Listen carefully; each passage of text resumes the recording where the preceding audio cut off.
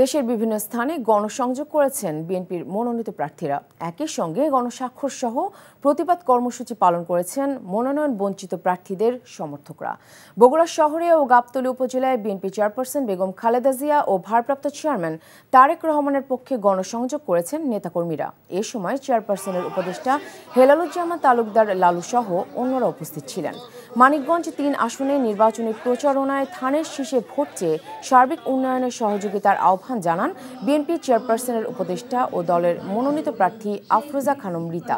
কুষ্টিয়া ২ মিরপুর আসনে বিএনপির প্রার্থী ব্যারিস্টার রাগিব রৌফ চৌধুরীর সমর্থনে র্যালি বের করেন নেতাকর্মীরা।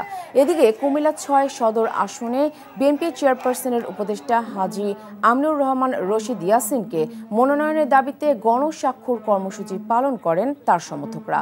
এছাড়া রাঙামাটি সহ দেশের বিভিন্ন স্থানে নির্বাচনী প্রচারণায় অংশ নেন বিএনপি ও জামায়াতের প্রার্থীরা।